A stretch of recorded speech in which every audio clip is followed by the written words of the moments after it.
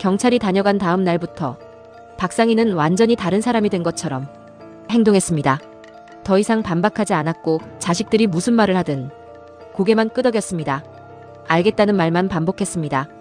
그 태도는 자식들에게 명확한 신호처럼 보였습니다. 마침내 꺾였다고, 이제는 더 이상 판단할 힘이 없다고 착각하게 만들었습니다. 장남 한성태는 더 이상 숨기지 않았습니다. 이제는 대놓고 도장을 언제 찍을 거냐고 물었습니다. 차남 한민재는 서류를 식탁 위에 펼쳐놓고 계산표를 설명하기 시작했습니다. 막내딸 한지수는 박상희 옆에 바짝 붙어 앉아 다정한 목소리로 설득을 반복했습니다. 이제는 위임장뿐 아니라 통장 관리와 인감 보관까지 자연스럽게 자기들 손으로 가져가려 했습니다. 박상희는 그 모든 장면을 마음속에 차곡차곡 쌓아두고 있었습니다. 말로 싸우지 않겠다고 결심했기 때문입니다. 말은 왜곡될 수 있고 감정은 증거가 되지 못한다는 걸 이미 경험으로 배웠기 때문입니다. 박상희는 요양보호사 김은실을 불러 조용히 부탁했습니다. 집에서 오가는 모든 말을 날짜와 시간별로 적어달라고 했습니다. 누가 어떤 말로 무엇을 요구했고 어떤 방식으로 압박했는지를 그대로 남겨달라고 했습니다. 김은실은 처음에는 망설였지만 며칠 동안 이어진 상황을 직접 보며 결심했습니다. 이건 가족 간 다툼이 아니라 노인을 상대로 한명백한 통제와 강요라고 판단했습니다. 박상희는 외출을 핑계로 변호사 윤서진을 찾아갔습니다. 윤서진은 박상희의 이야기를 들으며 단 한 번도 끼어들지 않았습니다. 모든 이야기가 끝난 뒤 윤서진은 한 문장으로 정리했습니다. 이건 치매가 아니라 치매를 만들려는 시도라고 말했습니다. 확정 진단도 없고 의료적 근거도 없으며 대신 행정 절차와 공권력을 동원하려 했다는 점이 핵심이라고 설명했습니다. 윤서진은 박상희의 판단 능력을 공식적으로 기록하는 절차를 진행했습니다. 의사소견서와 상담 기록, 박상희의 의사표현을 문서로 남겼습니다. 이 서류들은 훗날 자식들이 다시 경찰이나 병원을 끌고 올 경우를 대비한 방패였습니다. 박상희는 동시에 생활 기반을 정리하기 시작했습니다. 통장을 새로 만들고 인감을 따로 보관했습니다. 휴대전화 번호 변경과 거쳐 이전 계획도 세웠습니다. 모든 준비는 조용히 들키지 않게 진행됐습니다. 자식들이 방심하고 있었기 때문에 가능한 일이었습니다. 부동산 중개인 오대근을 만났을 때 박상희는 단호하게 말했습니다. 가족은 개입하지 않으며 본인이 직접 계약을 진행하겠다고 밝혔습니다. 오대근은 이미 자식들로부터 연락을 받았다는 사실을 흘렸습니다. 그러나 박상희의 눈빛을 보고 더 묻지 않았습니다.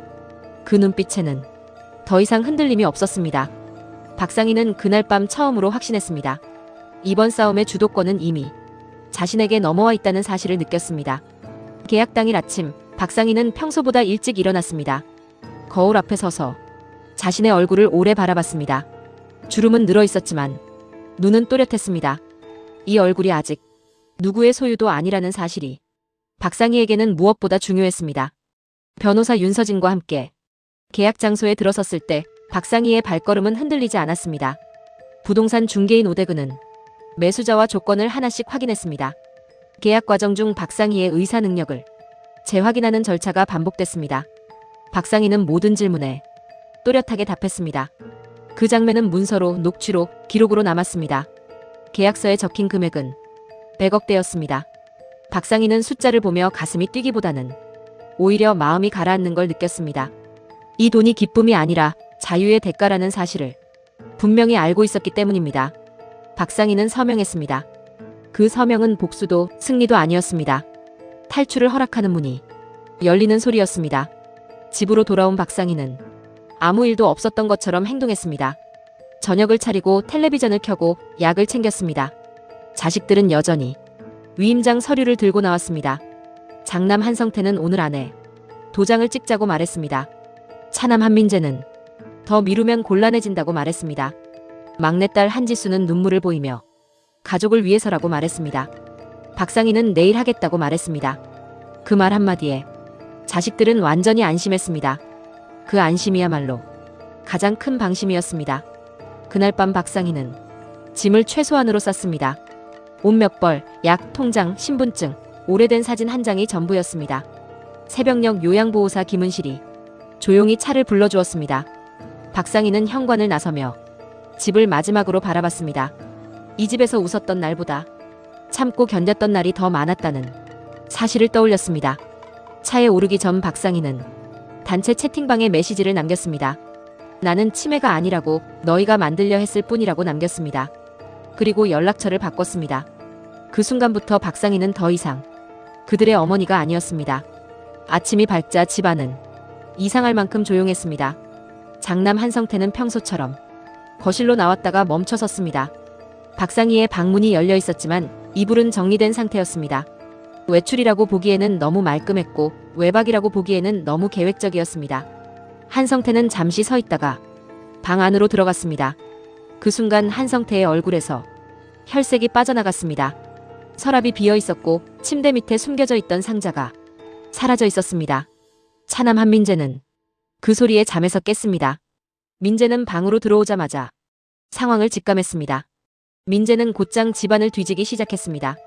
장롱을 열고 서랍을 엎고 마루 밑까지 확인했습니다. 막내딸 한지수는 그제야 울음을 터뜨렸습니다. 지수는 엄마 이름을 부르며 집 안을 돌아다녔지만 대답은 없었습니다. 그 울음에는 슬픔보다 공포가 더 많이 섞여 있었습니다. 가족을 잃은 공포가 아니라 통제하던 대상이 사라진 공포였습니다. 장남 한성태는 가장 먼저 주민센터로 향했습니다. 주소 이전 기록이나 인감 관련 변경이 있는지 확인하려 했습니다.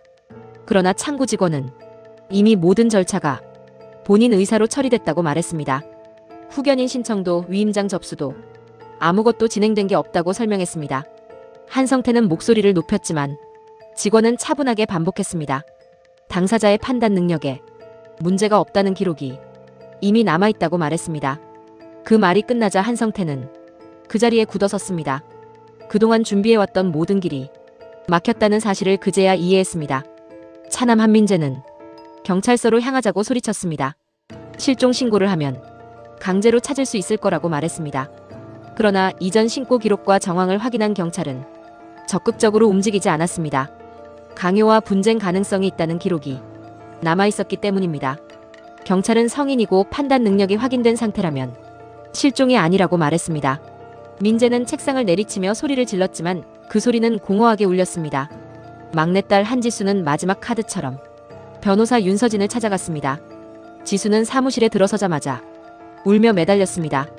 자신들은 엄마를 지키려 했을 뿐이라고 말했습니다. 엄마가 위험해 보여서 어쩔 수 없었다고 반복했습니다. 윤서진은 아무 말 없이 서류를 꺼냈습니다. 날짜별 기록, 녹취 정리, 요양보호사 김은실에 진술서가 차례로 놓였습니다. 위임장 강요 정황, 주민센터 동행 압박, 경찰 신고 시도까지 모두 정리돼 있었습니다. 윤서진은 차분하게 말했습니다. 이건 보호가 아니라 통제였다고 설명했습니다. 지수의 울음은 그 말 앞에서 힘을 잃었습니다. 자식들은 그제야 깨달았습니다. 이번에는 엄마가 잠시 자리를 비운 것이 아니라는 사실을 알게 됐습니다. 이번에는 화해로 돌아올 수 있는 싸움이 아니라는 걸 느꼈습니다. 가족이라는 이름으로 할 수 있는 마지막 선을 이미 넘어버렸다는 걸 인정할 수밖에 없었습니다. 한편 박상희는 작은 임대 아파트에서 새로운 하루를 맞고 있었습니다. 집은 좁았지만 공기는 가벼웠습니다. 아침에 눈을 떠도 누군가의 눈치를 볼 필요가 없었습니다. 약을 챙기는 시간에도 외출을 준비하는 순간에도 누구도 기억을 의심하지 않았고 누구도 서류를 들이밀지 않았습니다. 박상희는 같은 시간에 산책을 나가고 같은 시간에 돌아왔습니다. 그 단순한 반복이 오히려 박상희를 안정시켰습니다. 이제 더 이상 도망치지 않아도 되는 삶이 시작되고 있었습니다. 이 이야기를 듣는 누군가에게 주인공 박상희의 인생은 가장 슬픈 인생 수업이라고 말합니다. 여러분의 생각을 댓글로 남겨주세요. 이 이야기는 남의 이야기가 아닐지도 모릅니다. 구독과 좋아요 꾹 눌러주세요.